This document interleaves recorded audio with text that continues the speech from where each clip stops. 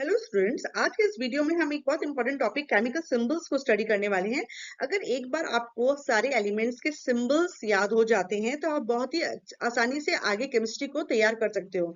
बच्चे first step में ही गलती करते हैं, वो सिंबल्स को ढंग से लिखना और लर्न करना नहीं सीखते हैं, जिसकी वजह से उनको आगे चल के केमिस्ट्री काफी लगती है। ये जो दो चार्ट्स आप देख रहे हो, इसमें कुछ कॉमन एलिमेंट्स के सिंबल्स हैं।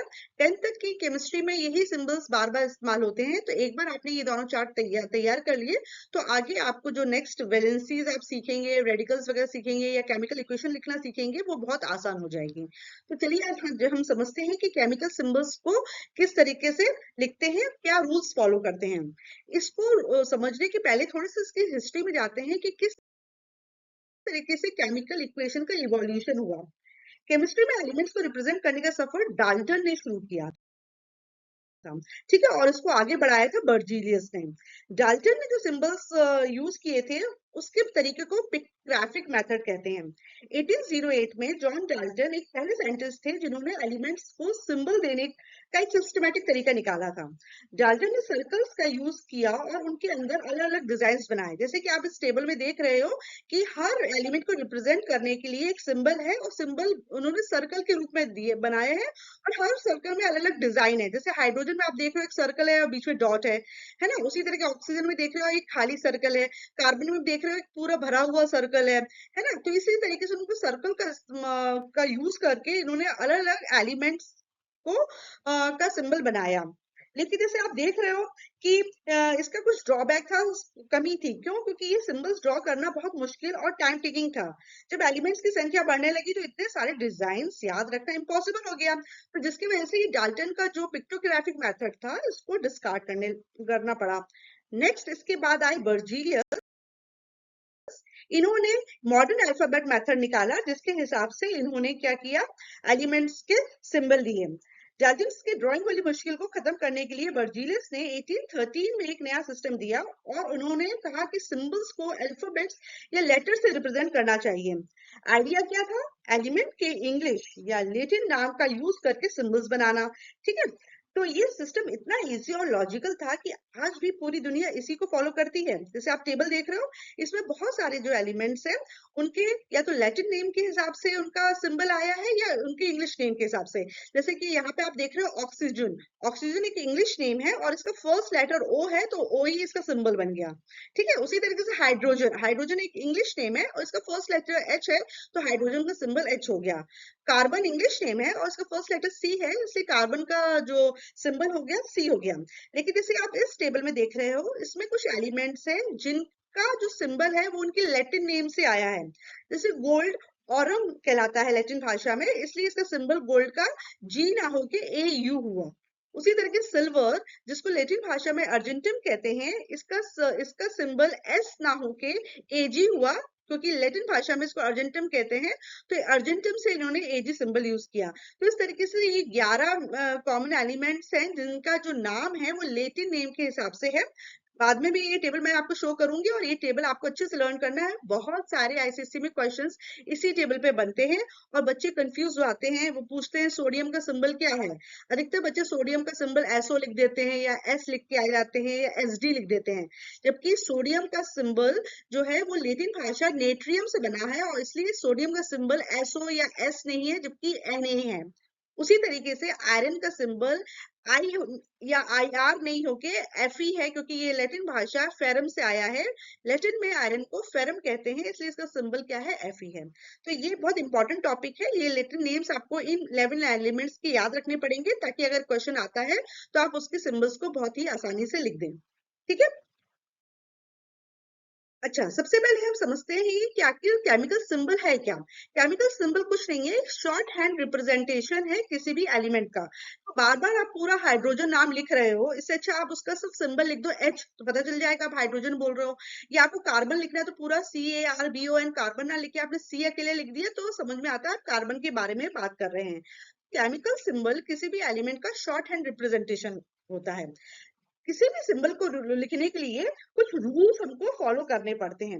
सबसे पहले जो रूल होता है वो फर्स्ट लेटर रूल होता है जिसको कहते हैं ऑलवेज कैपिटल, यानी कि पहला अक्षर, जब भी आप किसी भी एलिमेंट के सिंबल को लिखते हो तो पहला अक्षर हमेशा कैपिटल लेटर होता है। पहला लेटर हमेशा कैपिटल में लिखा जाता है, कभी भी स्मॉल में नहीं लिखा जाता है। ठीक है, जैसे each element is denoted by a symbol which is usually the first letter of its name in English और लैटिन रिटन इन कैपिटल। जैसे सल्फर एक एलिमेंट है, इसको हम कैपिटल एस से डिनोट करते हैं, मतलब सल्फर का जो सिंबल होता है वो कैपिटल एस होता है। उसी तरीके से हाइड्रोजन का जो सिंबल है वो कैपिटल एच है। तो फर्स्ट जब भी आप सिंबल लिखोगे तो फर्स्ट लेटर हमेशा कैपिटल लिखते हैं, राइट। सेकेंड रूल क्या है, अगर किसी भी एलिमेंट के सिंबल में दो लेटर्स का इस्तेमाल हो रहा है तो फर्स्ट लेटर हमेशा कैपिटल लिखा जाएगा और सेकंड लेटर हमेशा स्मॉल लिखा जाएगा। अच्छा, दो लेटर्स का इस्तेमाल क्यों किया जाता है कि जैसे हमने पिछले अभी हाइड्रोजन में देखा अकेले एच लिखते हैं, ऑक्सीजन में देखा कि अकेले ओ लिखा, नाइट्रोजन में अकेले एन लिखा, लेकिन हम कुछ एलिमेंट्स का सिंबल में दो लेटर्स का इस्तेमाल करते हैं। जैसे कोबाल्ट लिखना होता है तो हम CO लिखते हैं, कॉपर लिखना होता है तो हम Cu लिखते हैं। ऐसा क्यों? ऐसा इसलिए होता है क्योंकि अगर बहुत सारे एलिमेंट्स सेम लेटर से शुरू हो रहे हैं तो उन लेटर को अलग अलग डिफरेंशिएट करने के लिए हम अलग अलग सिंबल यूज करते हैं। जैसे आप देख रहे हो carbon, cobalt, copper, calcium, cadmium, chromium, chlorine, ये सारे के सारे एलिमेंट सी से शुरू होते हैं।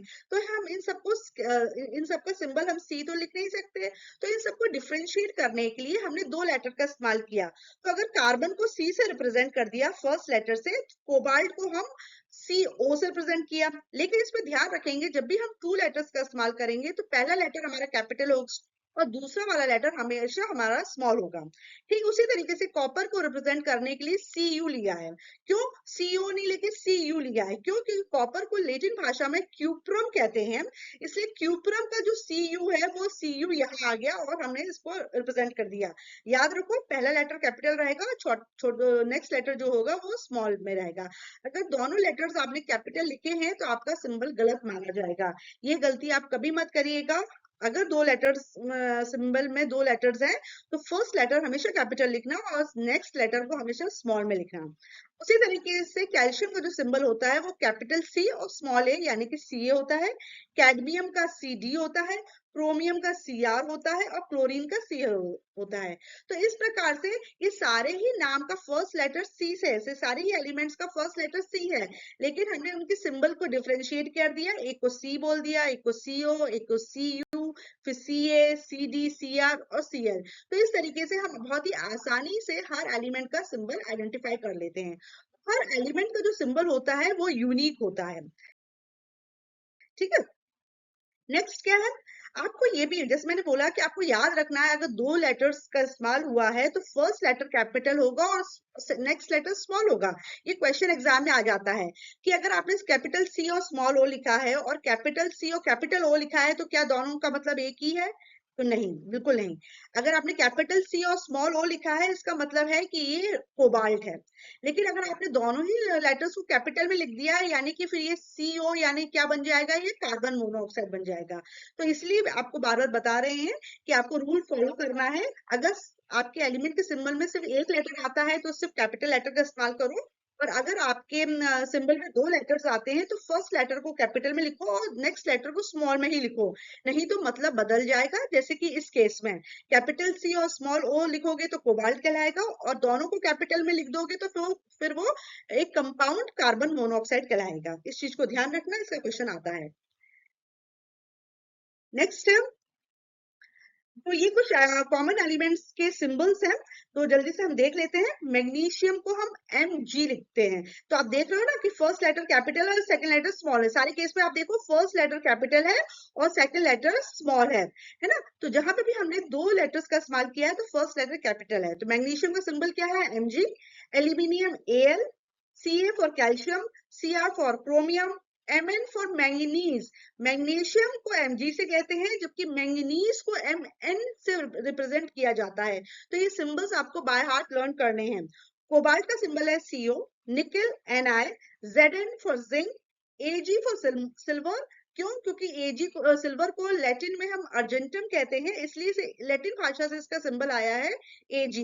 बेरियम का सिंबल है Ba, आर्सेनिक का As, Pt for platinum, Ra for radium, U for uranium, Li for lithium, Ge for germanium, H for hydrogen, N for nitrogen, O for oxygen, F for fluorine, Cl for chlorine, Br for bromine, I for iodine, C for carbon, S for sulfur, P for phosphorus, B for boron, Si for silicon, As for arsenic, helium के लिए He, neon Ne, argon Ar। तो ये symbols को आप by heart learn करो, ये common elements के symbol हैं। अगर इनको आपने लर्न कर लिया तो आपको 10th तक की केमिस्ट्री आप आराम से लिख सकते हो। इन्हीं एलिमेंट्स का बार बार इस्तेमाल होता है, राइट। तीसरा रूल क्या है कि कुछ एलिमेंट्स का नाम हमने लैटिन भाषा से लिया है, इसका एक एंशिएंट कनेक्शन है। इस टेबल को बाय हार्ट कर लो। यही 11 एलिमेंट्स हैं जिनके सिंबल्स लैटिन नाम से पे बेस्ड हैं। तो अगर आप जैसे गोल्ड है, गोल्ड का सिंबल जी ना हो के AU है, क्योंकि लैटिन में इसको ऑरम बोलते हैं। सिल्वर का सिंबल AG है क्योंकि ये अर्जेंटम है। मरकरी का सिंबल HG है क्योंकि इसको लैटिन में हाइड्रोगायरम कहते हैं। Copper Cu because it is cuprum. Lead Pb because it is plumbum in Latin name. Iron is Fe because its Latin name is ferrum. Sodium Na क्योंकि इसको नेट्रियम कहते हैं। पोटेशियम K क्योंकि इसको केलियम कहते हैं। टिन को हम स्टेनम कहते हैं, इसलिए इसका सिंबल है Sn। एंटीमनी स्टीबियम कहलाता है, इसलिए एंटीमनी का सिंबल Sb हो जाता है। और टंगस्टन वोल्फ्राम यानी कि सिंबल W होगा। यही है, इसमें क्वेश्चन बनता है, बच्चे यही सबसे ज्यादा गलती करते हैं। तो बहुत बड़ी बात नहीं है, सिर्फ 11 एलिमेंट्स हैं, इनके आप लैटिन नाम याद कर लीजिए और इनका लैटिन सिंबल याद कर लीजिए। क्वेश्चन ऐसे आएगा, या तो वो ये 4-5 इसमें से एलिमेंट्स लिख देंगे और बोलेंगे भाई इसका सिंबल्स लिखो, ठीक है। या फिर वो ये ऐसे क्वेश्चन पूछ सकते हैं कि भाई हम गोल्ड को AU की लिखते हैं, G क्यों नहीं लिखते हैं, या GO क्यों नहीं लिखते हैं। तो आप उसको आराम से जस्टिफाई कर सकते हो कि गोल्ड का जो सिंबल है वो लैटिन नेम ऑरम से लिया गया है, इसलिए इसको AU बोलते हैं, ना कि G। ठीक है ना। तो इस तरीके से आप अपने आंसर को जस्टिफाई कर सकते हो। तो केमिस्ट्री में ये सिंबल्स को लर्न करना बहुत जरूरी है। कुछ ही सिंबल्स है, उसको अच्छे से आप तैयार कर लो और आप कोई भी गलती नहीं करोगे। सिग्निफिकेंस क्या होता है? सिंबल्स से आपको क्या पता चल जाए? सिंबल सिर्फ एक शॉर्ट फॉर्म नहीं है किसी भी एलिमेंट का, आइडेंटिटी पता चलती है ना। जैसे हमने एन लिख दिया, पता चल गया, जैसे ही हमने एन लिखा हमें पता चल जाता है हम नाइट्रोजन के बारे में बात कर रहे हैं। एच लिखा हमें पता चल जाता है हम हाइड्रोजन के बारे में बात कर रहे हैं। हमने एमएन लिख दिया, पता चल जाता है कि हम मैंगनीज के बारे में बात कर रहे हैं। तो सिंबल उसकी आइडेंटिटी होती है किसी भी एलिमेंट की। साथ में वो क्वांटिटी रिप्रेजेंट करता है। अगर आपने H लिखा है यानी कि 1 एटम ऑफ हाइड्रोजन की बात हो रही है। आपने ओनली N लिखा है यानी कि 1 एटम ऑफ एलिमेंट की बात हो रही है, यानी कि क्वांटिटी रिप्रेजेंट करता है सिंबल। साथ में मास भी रिप्रेजेंट करता है। जो एलिमेंट की जो क्वांटिटी होती है equal to its atomic mass होती है, जिसको ग्राम एटॉमिक मास कहते हैं। जैसे कि नाइट्रोजन है, उसका ग्राम एटॉमिक मास क्या होता है? 14, राइट। तो अगर आपने N लिखा है यानी कि हमको पता चल गया कि भाई नाइट्रोजन का ग्राम एटॉमिक मास है 14, राइट। तो हमको सिंबल का क्या सिग्निफिकेंस है? सिंबल किसी भी एलिमेंट को आइडेंटिटी देती है, उसकी क्वांटिटी बताती है और उसका मास बताती है। इसी हर एलिमेंट का सिंबल यूनिक होता है, उसकी आइडेंटिटी यूनिक होती है और उसका एटॉमिक मास और एटॉमिक नंबर यूनिक होता है ना। जैसे एक एग्जांपल हम लोग समझ रहे हैं, अगर हमने सिंबल N लिया यानी कि ये नाइट्रोजन एलिमेंट को रिप्रेजेंट कर रहा है, 1 एटम ऑफ नाइट्रोजन बता रहा है, और इसका मतलब है 14 parts by weight of nitrogen, क्योंकि आपको पता है कि एटॉमिक मास नाइट्रोजन में क्या होता है? 14 AMU। तो ये आइडेंटिटी, क्वांटिटी और मास बताता है।